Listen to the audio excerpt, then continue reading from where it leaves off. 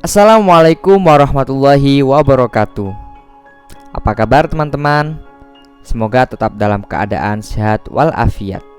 Dan jangan lupa tetap jaga protokol kesehatan. Pada kesempatan kali ini kita akan mempelajari tentang klasifikasi alat-alat tes psikologi. Bersama saya Muhammad Izunur, NIM 20040110015 dari Fakultas Psikologi Universitas Islam Negeri Maulana Malik Ibrahim Malang. Dan perlu diketahui bahwa tugas video ini untuk memenuhi ulangan atau ujian tengah semester pada mata kuliah Psikologi Klinis kelas B yang diampu oleh dosen Bu Rika Fuatur Rosidah, SPSI MA. Langsung saja, tidak perlu lama-lama, mari kita belajar bersama-sama. Ya, klasifikasi alat-alat tes psikologi. Perlu diketahui bahwa alat-alat tes psikologi terbagi menjadi dua. Yang pertama ada tes proyeksi dan tes non-proyeksi. Yang pertama adalah tes proyeksi. Tes proyeksi adalah pengungkapan aspek psikologis manusia dengan menggunakan alat proyeksi.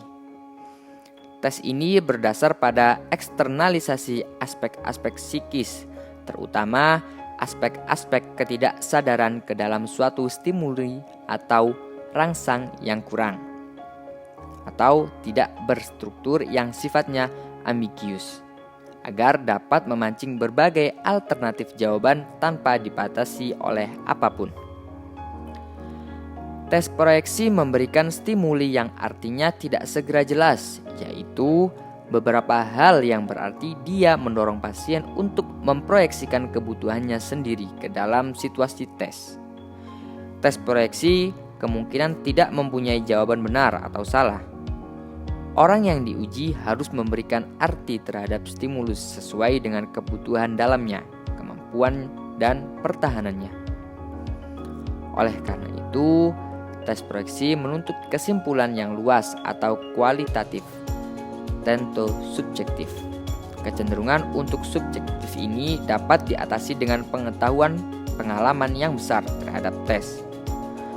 Validitas dan reliabilitas tes rendah karena dalam memberikan kesimpulan sangat luas. Menurut Lindsay, proyeksi memiliki dua pengertian. Yang pertama, classic projection, yang artinya proyeksi dilihat sebagai suatu mekanisme pertahanan atau defense mechanism dan merupakan suatu kondisi patologis. Yang kedua, generalized projection, yaitu suatu proses yang normal yang terjadi pada manusia. Pelopor tes proyeksi adalah Sigmund Freud 1984 dengan teori psikoanalisa. Kemudian dikembangkan oleh Hermann Roska 1921 dengan tes Roska, dan Murray 1935 dengan tes TAT atau Thematic Apperception Test untuk mengungkapkan aspek-aspek kepribadian manusia. Sejarah tes proyeksi. Psikologi proyeksi merupakan dasar dari berbagai macam bentuk proteksi, termasuk tes-tes proyektif yang bersifat verbal maupun non-verbal. Istilah proyeksi pertama kali dikemukakan oleh Sigmund Freud pada awal-awal tahun 1894 dalam tulisannya The Anxiety Neurosis, yang mengatakan bahwa jiwa manusia memiliki potensi untuk mengembangkan kecemasan yang neurotis di saat dirinya merasa tidak mampu mengatasi rangsangan atau gairah-gairah seksual. Hal itu diartikan bahwa jiwa bertindak seolah-olah telah memproyeksikan gairah-gairah ini ke dalam dunia luar. Pada tahun 1896 dalam tulisan On the Defense Neuropsychosis, Freud menyampaikan elaborasi lebih jauh mengenai konsep proyeksi. Secara eksplisit, Freud mengatakan bahwa proyeksi merupakan proses pelampiasan keluar dorongan, perasaan-perasaan dan sentimen-sentimen yang ada pada diri individu ke orang lain atau dunia luar sebagai proses yang sifatnya defensif dan individu tidak menyadari fenomena yang terjadi pada dirinya. Freud memberi contoh elaborasi tersebut melalui kasus Kreber, penderita paranoid yang memiliki kecenderungan homoseksual. Karena ada tekanan dari superego yang tidak memperbolehkan pria mencintai sejenisnya, terjadilah reaksi formasi dalam membentuk mentransfer suatu sikap I love him menjadi I hate him. Proyeksi benci yang sebenarnya adalah cinta. I hate him masih ada kelanjutannya menjadi he hate him. Konsep proyeksi Freud ini serupa dengan konsep kompensasi dari Adler, prinsip inferioritas dan kompensasi.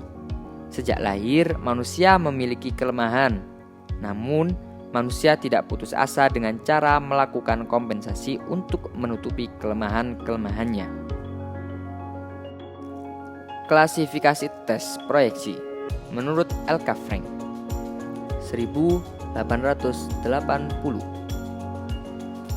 ada 5. Yang pertama, teknik konstitutif atau menyusun. Pada teknik ini, materi belum terstruktur dan subjek diminta untuk memberi struktur. Contoh, tes Wartek, tes RO, dan tes fingerprint. Yang kedua, yaitu teknik konstruktif atau membentuk. Pada teknik kali ini, materi belum berbentuk, subjek diminta untuk membentuk. Daripada teknik konstruktif, materinya lebih mentah dan lebih free expression untuk subjek. Contoh, tes mozaik. Yang ketiga ada teknik interpretatif atau menginterpretasi. Pada tes ini, subjek diminta menginterpretasikan materi. Contoh tes TAT, CAT, dan SSCT. Kemudian yang keempat ada teknik katarti. Fungsinya saat subjek merespon terjadi pengurangan penerangan hambatan-hambatan psikis. Contoh tes mozaik. Dan yang kelima ada teknik refraktif atau ekspresif. Pada tes ini subjek diminta mengekspresikan need, sentimen, dan lain-lain yang ada pada dirinya. Contoh tes grafis, tes Bender-Gestalt, dan grafologi. Klasifikasi tes proyeksi yang selanjutnya menurut Gardner-Lindsay ada 5. Yang pertama, teknik asosiasi. Pada tes ini, subjek diberikan materi kemudian diminta untuk merespon dengan cara mengeluarkan atau menyampaikan apa yang pertama kali muncul dalam pikirannya atas stimulus tersebut. Contoh, tes Rorschach dan SSCT. Yang kedua, ada teknik konstruksi. Pada tes ini, subjek diminta untuk menyusun materi yang belum terbentuk menjadi suatu cerita atau gambar. Fokusnya adalah pada hasil subjek. Contoh, tes TAT, CAT, dan subtes mengatur gambar dalam tes Weiss. Yang ketiga ada teknik melengkapi. Pada tes ini, subjek diberi materi yang belum lengkap, kemudian diminta untuk melengkapi. Yang keempat, teknik mengatur. Pada tes ini, subjek diberi materi atau soal yang ada alternatif jawaban. Kemudian, subjek diminta untuk memilih jawaban yang sesuai dengan dirinya, atau membuat urutan atas dasar pilihan jawaban yang sesuai dengan pilihan dirinya, atau juga membuat urutan atas dasar pilihan jawaban yang ada. Contoh, study of value, survei interpersonal value, dan tes-tes untuk mengukur tingkat kebutuhan berprestasi. Yang kelima, yaitu teknik ekspresif. Fokusnya pada tes ini adalah pada cara subjek menyelesaikan materi.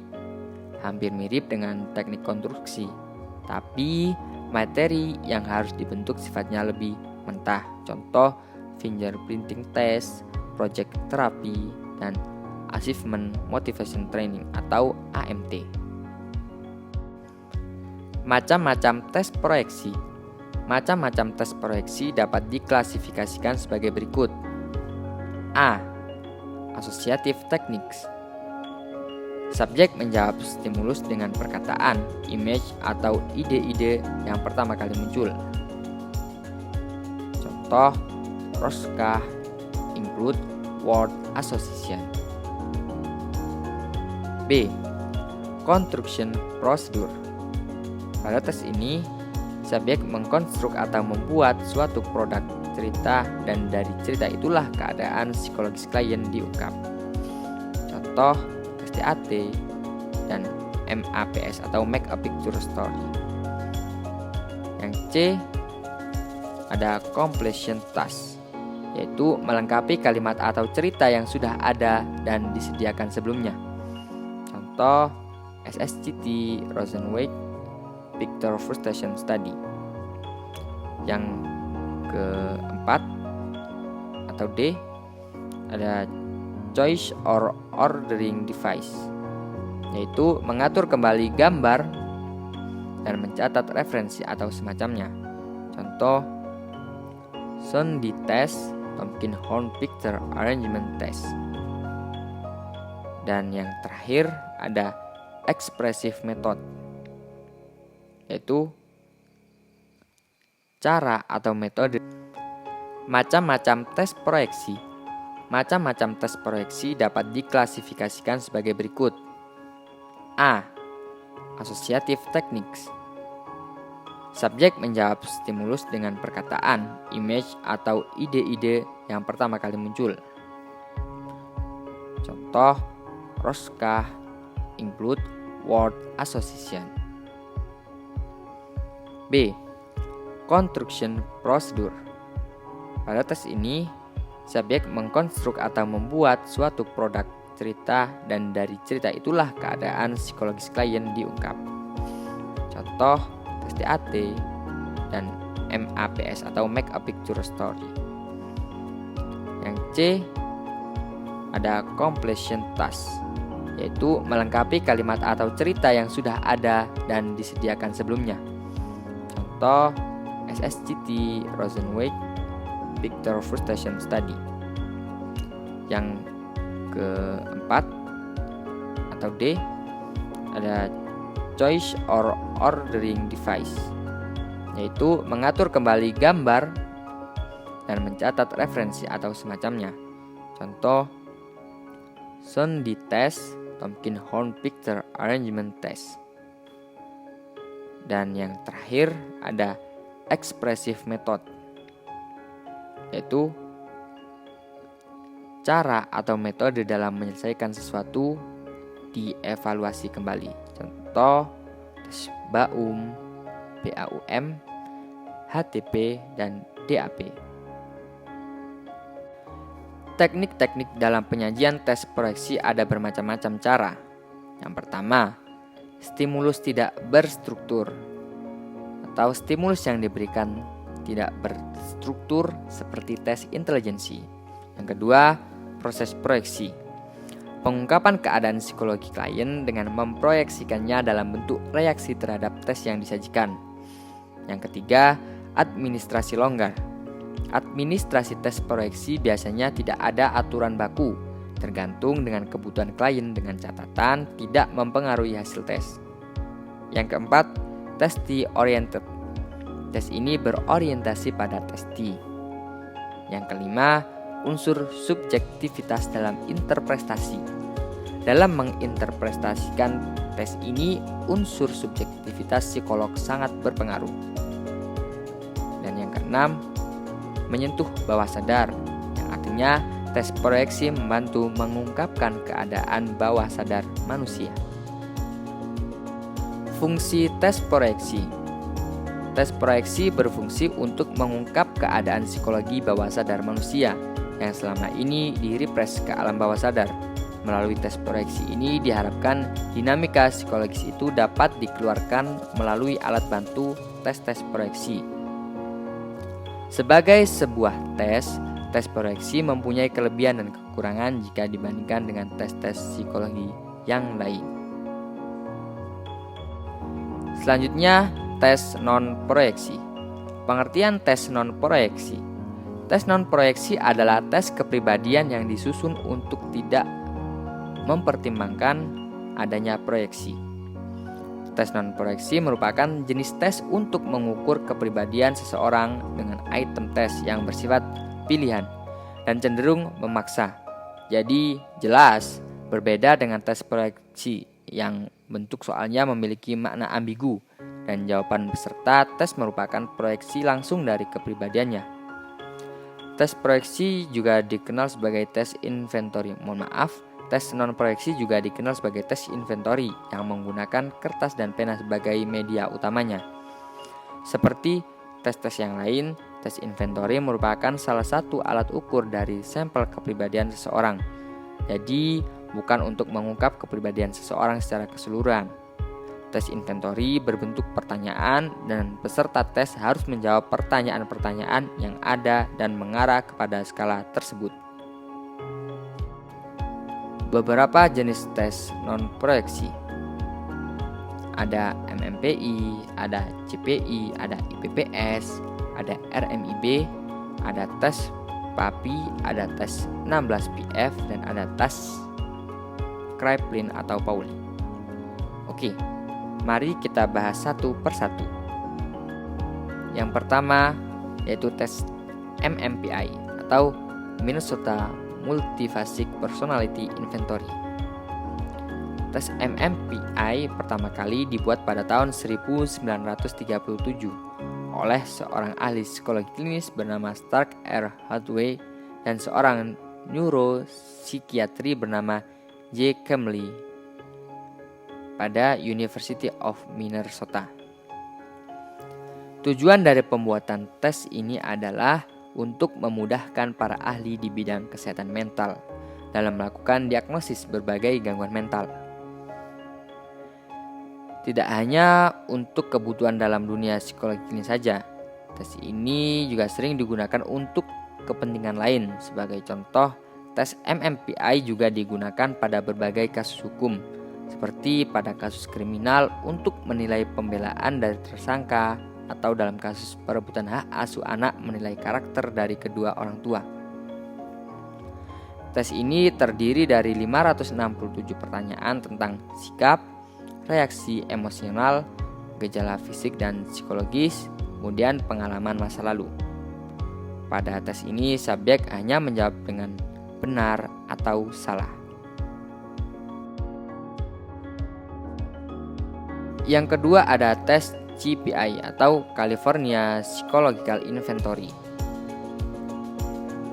Tes CPI pertama kali dibuat pada tahun 1956 oleh Harrison Goff melalui Consulting Psychologist Press. CPI dikembangkan pada tahun 1970 dan direvisi pada tahun 1987 dan telah menjadi salah satu tes paling populer dengan menggunakan pendekatan kriteria kelompok. Tes CPI terdiri dari 462 item, benar atau salah. Lebih dari sepertiga dari yang mirip dengan item pada MMPI. Namun, CPI dirancang untuk mengevaluasi struktur kepribadian pada individu normal, bukan untuk mengidentifikasi adanya sindrom klinis. Tujuan dari tes CPI yaitu mengevaluasi struktur kepribadian pada individu normal, meneliti perbedaan antar kelompok etnis. Tes ini digunakan untuk usia 13 tahun ke atas. Dan hasil scoring tes CPI menghasilkan 20 skor skala, 3 skor skala validitas, dan 17 skala kepribadian. Nomor 3 yaitu tes EPPS atau Edwards Personal Preference Schedule. Tes EPPS pertama kali dibuat pada tahun 1953 oleh Allen L. Edward. Tujuan dari tes ini yaitu untuk mengatur tingkat individu dalam 15 kebutuhan dan motivasi umum. Apa saja? Yang pertama, kemampuan untuk berprestasi, kemampuan untuk menyesuaikan diri, kemampuan menunaikan tugas, keutuhan untuk menunjukkan diri, ada kebutuhan untuk mandiri, kebutuhan untuk berempati, kebutuhan perhatian terhadap sesama, ada kebutuhan akan hubungan sosial, ada keinginan untuk memimpin, ada keinginan untuk kompromi, kebutuhan memberikan perhatian, kebutuhan akan stimulasi dari luar, kemampuan menghadapi berbagai rintangan, ada kebutuhan memberikan perhatian dari lawan jenis, dan yang terakhir kebutuhan untuk bertentangan dengan orang lain.